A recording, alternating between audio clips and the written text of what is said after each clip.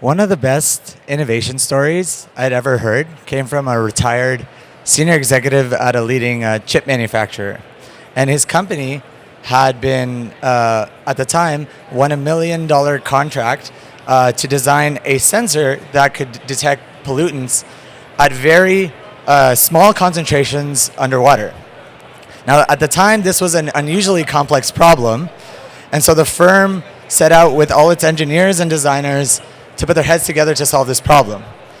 And hours into this first working session, one of the engineers had a friend who was a marine biologist and was assigned to their team and came into the room walking in with a bag of clams and set them on the table. There's all these confused looks in the boardroom, and he explained simply that clams can detect pollutants at very few parts per million, and when that happens, they open their shells. And so as it turned out, they don't need a fancy chip to detect these pollutants underwater. Just one simple alert from the clams can solve this multi-million-dollar problem. And funny enough, in Warsaw, Poland, they actually use clams to test their water quality, which is super interesting. And in essence, this is the value of open innovation. When you have a really tough problem, it often helps to expand your skill domains beyond the specialists in your organization to solve those problems. And so just as we wouldn't have, say, a single marketing tactic in the life of an organization or a single source of financing, we need to build a portfolio of innovation strategies that can solve the myriad of problems we run into as organizations. And leaders have to identify the right type of strategy for the right type of problem. And so keep in mind that there's different types of innovation. We have 4 different kind of main categories. And most of the time when innovation happens as an organization, it's sustaining innovation, because most of the time that's what's getting us paid. And so we're under pressure from our customers to make these types of constant improvements on things that are helping them with their bottom line most immediately. But these are more conventional strategies, and sometimes it's really important that as an organization we look out for these other types of innovations. These are things like breakthrough innovations.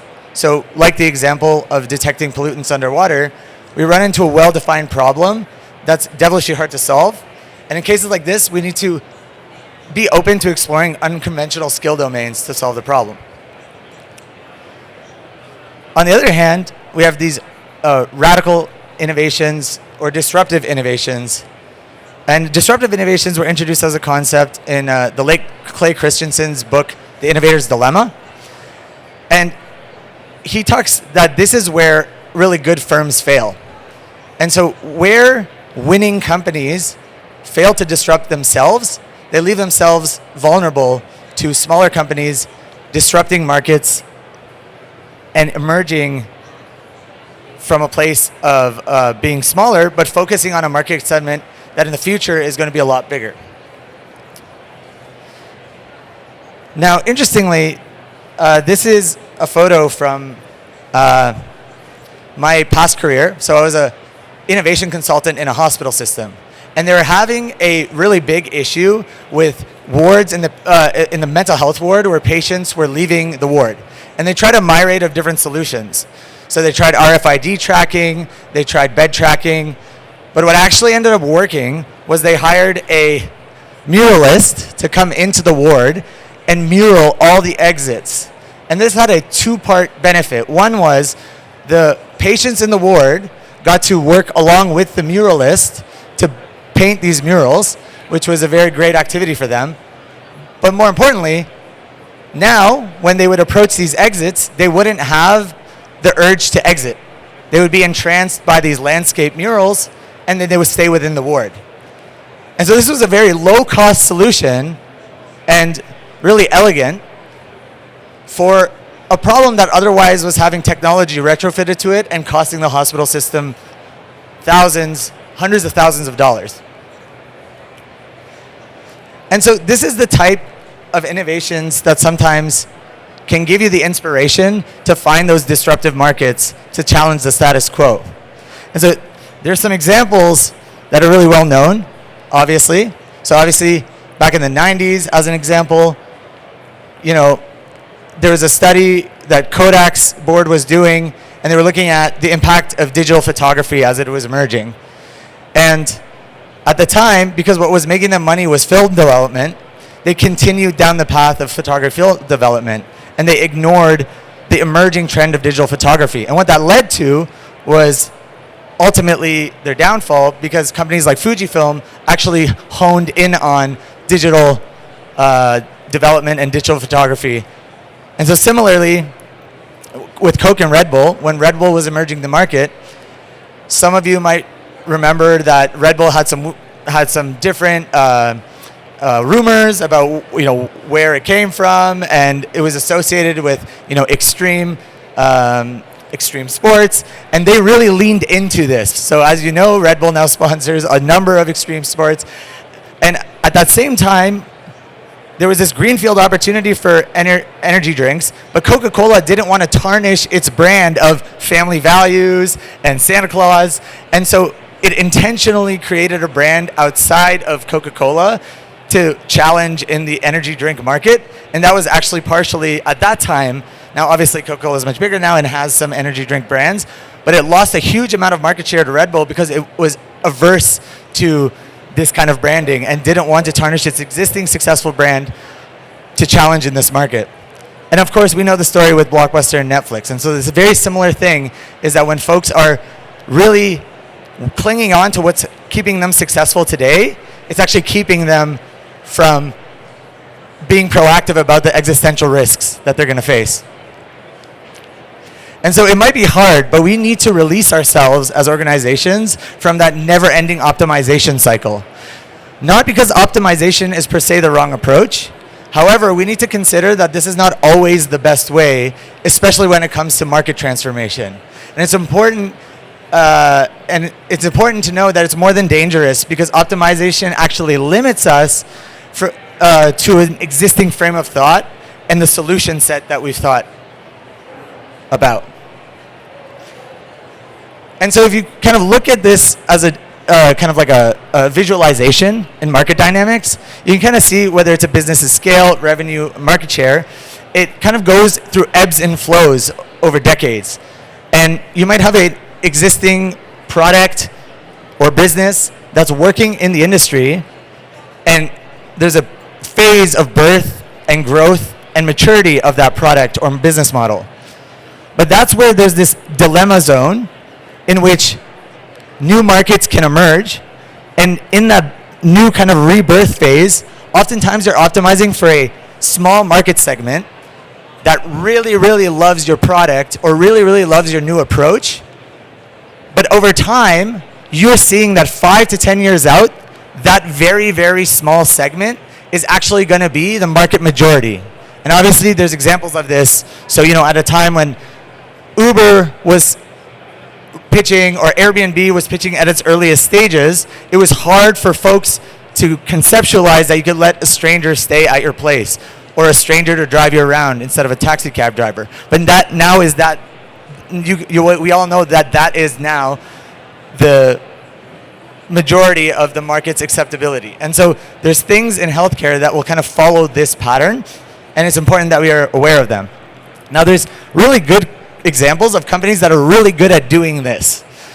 So Intel did this.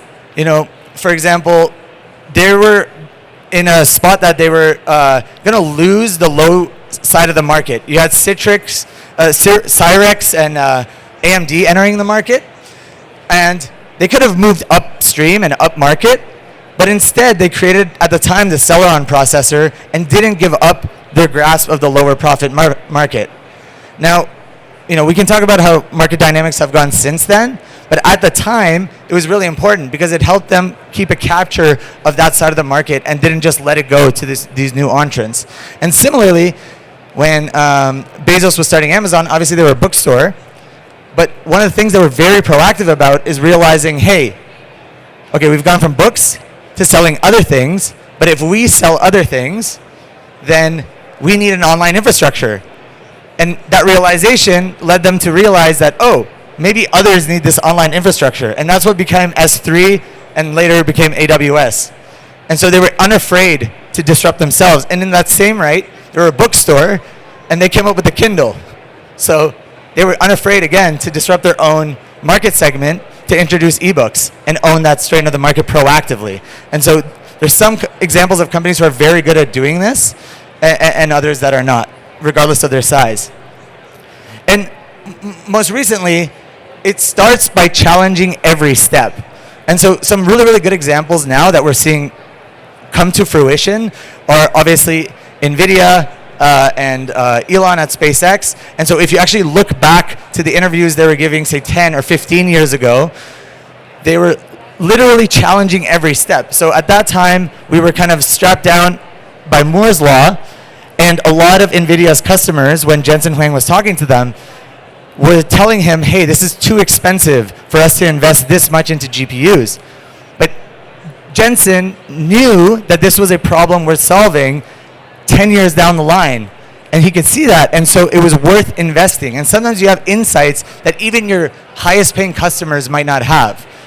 And so this is really important. So too with NASA. So if you look about 14, 15 years ago, all the NASA engineers were saying it was a pipe dream to catch a rocket, or the concept of a reusable rocket was just a dream. But you know, Elon persevered, and obviously just a couple of weeks ago we saw chopsticks catching a rocket. So at MedMe, this is kind of how we think about the pharmacy market. So traditionally, over many decades, pharmacy software has been dispensing focused. Their physical infrastructure, all their workflows have been optimized towards drug dispensing and the retail setting. And so because of that, now when drug margins are shrinking, there's online pharmacies, what is the brick and mortar pharmacy going to do? What is going to be their core business model? And what we noticed was that they were not disrupting themselves fast enough to keep up with the market dynamics that were evolving. And so what we saw was an opportunity for a new type of software. And so that's what's led us to now be the leading clinical services management platform for pharmacies. But what we're really building in the long term is the operating system for the pharmacy of the future. So today we're making it better, faster, and easier to do a service at your pharmacy so that the unit of economic time, say a minute of a pharmacist's time, is just as feasibly spent doing a healthcare service than selling a drug. And what that has actually impacted at the pharmacies using us is in their evolution, they've actually optimized their workflows in a way that dispensing is actually not done by the pharmacist. It's done back of house, it's done by technicians, and the pharmacist is actually spending nearly 100% of their time doing patient-facing services at the front of house, in the consultation room, and supporting these emerging set of products beyond just drugs and new types of therapies. If we think about pharmacists as treatment experts, we're now seeing obviously new treatments all around us evolve, whether it be your digital therapeutics, your medical devices, and now the pharmacists using our system can actually provision these types of products and services and focus on that diversification of their revenue. And so what we're seeing, pharmacies that traditionally were making 90% of their revenue from dispensing are now actually diversifying that closer to a 50-50 split between sales, like retail sales, drug sales, and service-based revenue. And so a big part of how we saw this, a lot of folks even here have asked me, like, how did you guys as non-pharmacists see this opportunity? Well, the reason is that we had all this experience from different places. So I was a health informatics background. I was a data scientist. I kind of worked across the healthcare sphere. I didn't know much about pharmacy, but all I knew was brick and mortar was very hard to scale. And what I was also seeing was the market cap of online pharmacies was kind of in ratio with venture-backed online pharmacies, which didn't make a lot of sense. As all of us know, brick and mortar is incredibly hard to scale in healthcare. Similarly, my co-founder, he was a manufacturing process engineer at Tesla, John Deere, and Nestle. And so he would spend his days doing hyper-specific optimization of manufacturing workflows in these factories. And so when we linked up, we started looking at the pharmacy's workflows and started challenging what is a pharmacy really going to be? And that's kind of what set us off on solving this problem. And when you actually look at our team, it's really interesting because core to our innovative strategy is having these non-pharmacist teammates on our team. People that are doing game design, people that have conversational design backgrounds, people that have worked on accounting software, fintech software. We have a brewer turned technologist on our team. We have DJs turned technologists on our team. Somebody who is even a competitive eater. So, and then the interesting thing is that we have pharmacists turned developers, pharmacists turned product managers, pharmacists turned customer success or implementation specialists or salespeople.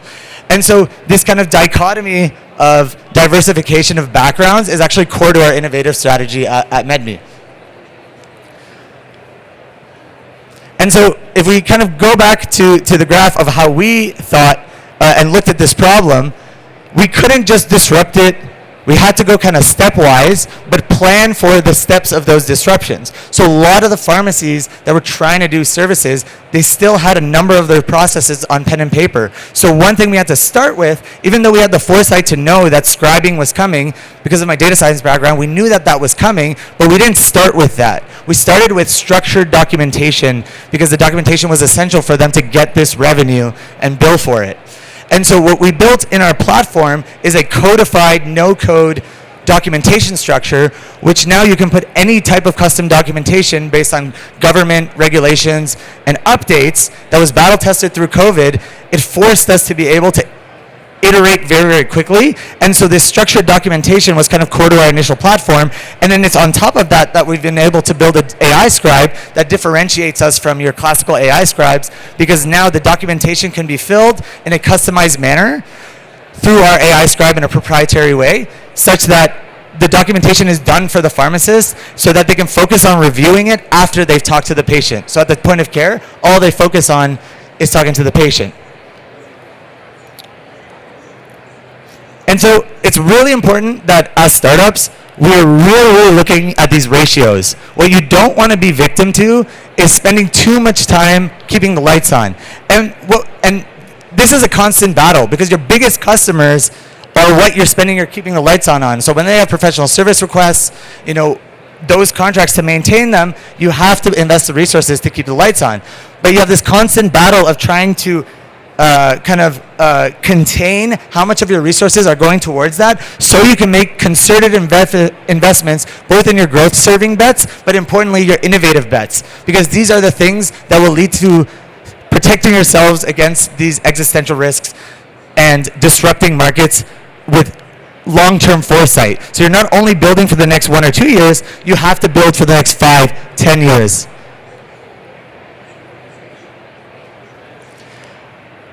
So one framework we like to use is operationalizing this. And so if you think about this, it's this constant cycle where we're ensuring we have adequate resources based on the OKRs we set, then we execute on it. After we're executing on it, we monitor how it's doing, both in for our customers, but also for ourselves. How much is it costing us to maintain these things? Then based on those metrics, we're calibrating that. And then we're tracking the current distribution of these new products that we're innovating on, whether it's the existing products or the existing iterative innovations that we make, or these beta products that we're putting in the customers that are willing to try it out. Even if it's a niche market segment within our pharmacy base, we make sure that they test it in this fast iteration. Even though we know that the market's not maybe ready for it as a broad scale release, we're still making sure we're spending time on these market insights just as much as we are as our broad-based products.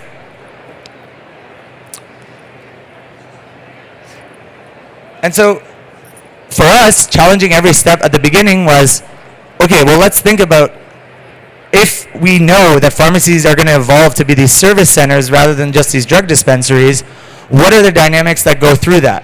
So, well, one is, a lot of folks have asked me, how do you know that the pharmacist can do these services? How do you know that's available to you? And how do you know where that pharmacy is that offers that specific set of services? And so a lot of that was, and still is in a lot of places, these kind of manual marketing, visual things because of the walk-in element of a pharmacy. And so the first thing we had to disrupt was changing that assumption that pharmacies are always walk-in based. That doesn't mean that they won't always be walk-in based, but in the past they didn't have an appointment-based model. And so what we realized was the future was a hybrid model, which is unique in healthcare because you either have an appointment-based model or a walk-in model, but it's rare that you have both. And that abstraction was actually a key insight for us in our first product that wedged into the industry, which was a scheduler optimized for this type of pharmacy workflow.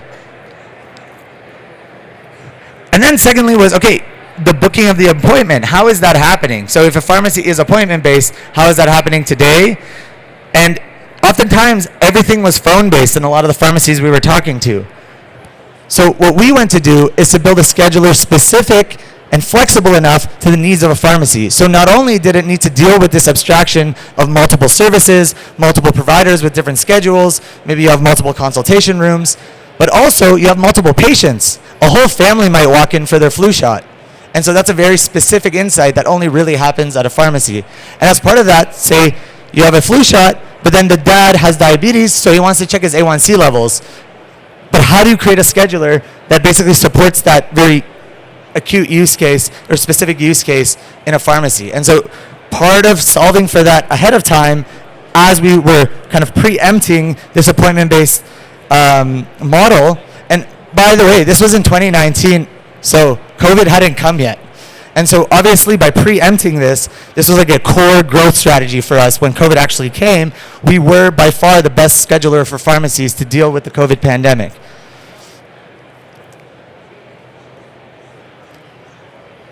So then now, if they have to do all this service-based stuff, how do they get paid for it and how do they document it? Well, a lot of it was filling out paperwork, and that infrastructure wasn't there. So a lot of folks don't know this. The existing dispensing systems, most of them, don't actually track why you're taking the medication. They don't have a clinical field for the indication.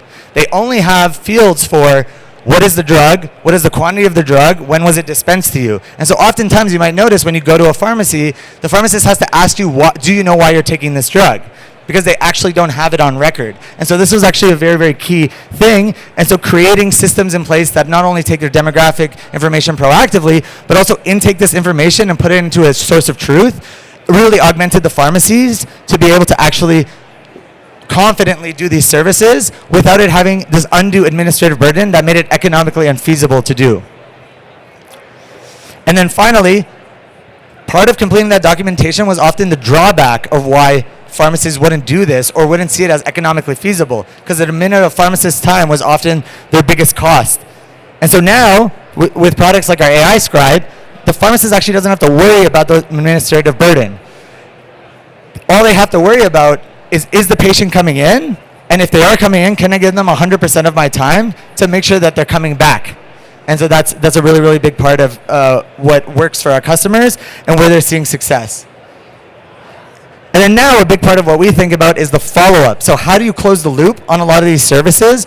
But how do you create a dynamic where the pharmacy is acting as a return-based care center for that patient? So not only are they coming back for their flu shot every year, but actually as the year goes on, they're coming to check their A1C levels, they're coming to check their blood pressure, they're coming in for minor illnesses, and so they actually see this lifetime value of the patient growing, and that patient relationship, that patient-clinician relationship is actually growing in a way that in the past, people didn't really view their pharmacies like that, but now many of the patients that are served in the communities that our pharmacies using our system are serving, they do have this dynamic emerging with their patients, and we really augment that follow-up element. So the SMS, the emails that they get is very personalized to them in their follow-up, but actually has to do with their clinical indications, the past services they've gotten. We're able to flag services proactively. We're able to close the loop on multi-dosage treatments. And so that's really, really important because in the past that wasn't really possible as the status quo of a pharmacy. So we have a choice to make as a collective, whether it be pharmacists, health technologists, or any industry that you're in. Where are we going to focus our efforts? If we focus on improving the historical status quo or take this opportunity to do something radical about it. And so it's really important that we do a little bit of both as we think about disrupting healthcare for the better. And so at MedMe, we are creating a new status quo for pharmacies. We really see these pharmacies of the future where they're not just drug dispensaries, but rather they're a place in your community that you can go to get not only drugs, but also treatments, digital therapeutics, peripheral devices. You might think of physical space in your pharmacy is not going to store 40%, 50% of its real estate will not be used to store drugs, but rather most dispensing will be central fill, especially for chronic illnesses. And the on-site dispensing will actually be more personalized. So it'll be compounding, it'll be specialty based. And then the rest of the front of house will start to be outfitted with multiple consultation rooms, point of care diagnostics. And this is going to be what a pharmacy is going to look like in the future, and we are building the operating system for that pharmacy of the future, and that's a really, really exciting prospect, and being part of that is what gets us up as a team every single day, because we really, as a North Star metric for us, this is all about healthcare access and creating a resilient, lasting, and positive change in healthcare access for 100 million plus people through these community healthcare hubs. Thanks very much for your time, and you know where to find us. Thanks.